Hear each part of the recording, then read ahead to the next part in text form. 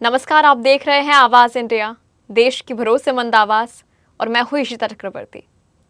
खबरों का सिलसिला शुरू करने से पहले आइए एक नजर डालते हैं आज की बड़ी हेडलाइंस पर। ईरान डील ने बढ़ाई ट्रंप नेतन्याहू की तकरार।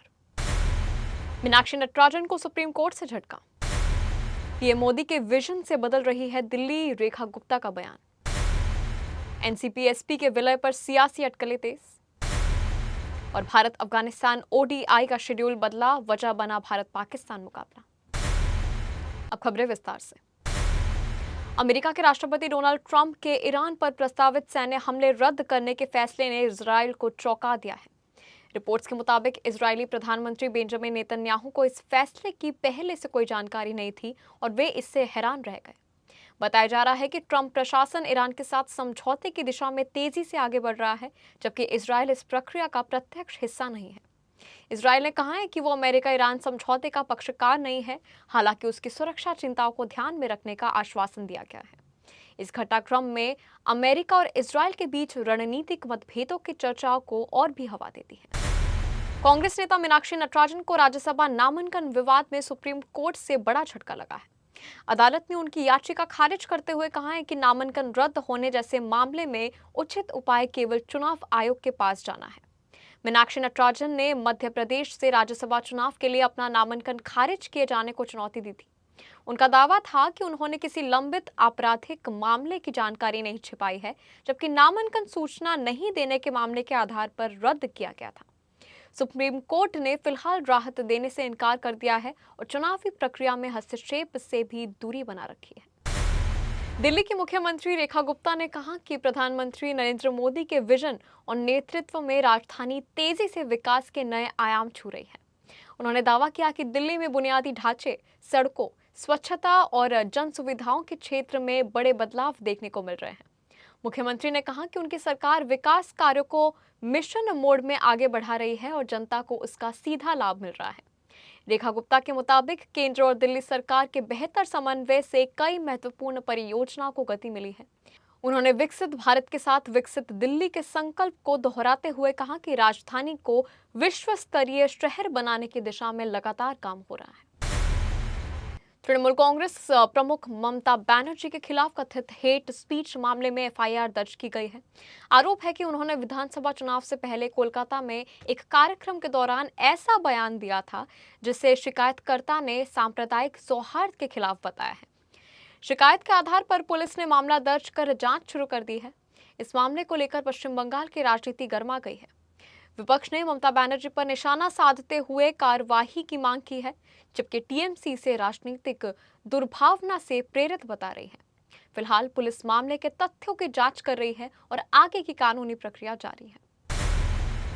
आइए बढ़ते हैं एक छोटे से ब्रेक की ओर।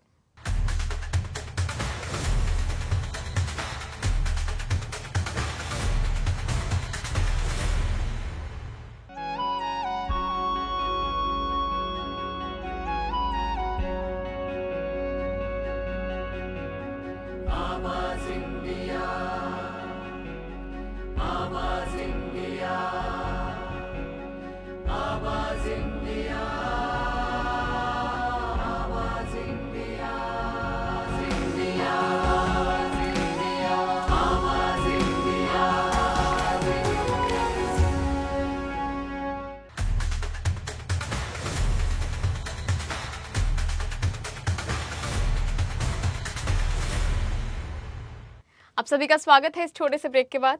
बढ़ते हैं अपनी अगली खबर की ओर। महाराष्ट्र की राजनीति में इन दिनों शरद पवार की एनसीपी एसपी के कांग्रेस में विलय की चर्चाएं तेज है। ये अटकलें तब और बढ़ गई हैं जब महाराष्ट्र कांग्रेस अध्यक्ष नाना पटोले ने दावा किया है कि समान विचारधारा वाले दल कांग्रेस में शामिल होने पर विचार कर रहे हैं और शरद पवार तथा ममता बनर्जी भी इस दिशा में सोच रहे हैं। हालांकि एनसीपी एसपी नेताओं ने फिलहाल किसी औपचारिक फैसले की पुष्टि नहीं की है।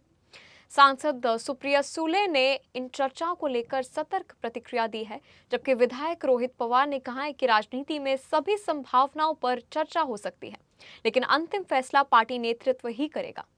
वहीं इन अटकलों ने महाराष्ट्र में विपक्षी राजनीति के भविष्य को लेकर नई बहस छेड़ दी है। राजनीतिक गलियारों में चर्चा है कि आगामी चुनावों से पहले विपक्षी एकता को मजबूत करने के लिए बड़े राजनीतिक समीकरण बन सकते हैं। भारत और अफगानिस्तान के बीच खेले जाने वाले पहले वनडे मैच की तारीख में बदलाव किया गया है। पहले ये मुकाबला 14 जून को खेला जाना था, लेकिन अब इसे 13 जून को आयोजित किया जाएगा। बीसीसीआई ने यह फैसला 14 जून को होने वाले बहुचर्चित भारत पाकिस्तान मुकाबले के मद्देनजर लिया गया है, ताकि दोनों बड़े मैचों का टकराव ना हो।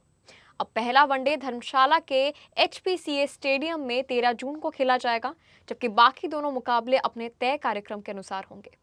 क्रिकेट प्रशंसकों को लगातार 2 दिनों तक हाई वोल्टेज क्रिकेट का रोमांच देखने को मिलेगा। बॉलीवुड अभिनेत्री जरीना वाहब ने हाल ही में अपनी सुपरहिट फिल्म चितचोर के सह कलाकार मास्टर राजू के साथ एक खास तस्वीर साझा की है।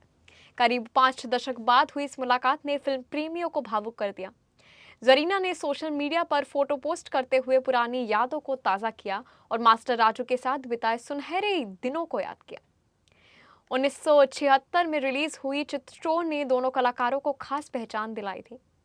तस्वीर सामने आने के बाद प्रशंसक भी इस यादगार रीयूनियन पर प्यार बरसा रहे हैं। खबरों के सिलसिले में अब तक के लिए बस इतना ही। तब तक के लिए आप बने रहें आवाज इंडिया के साथ, सच्चाई की खोज।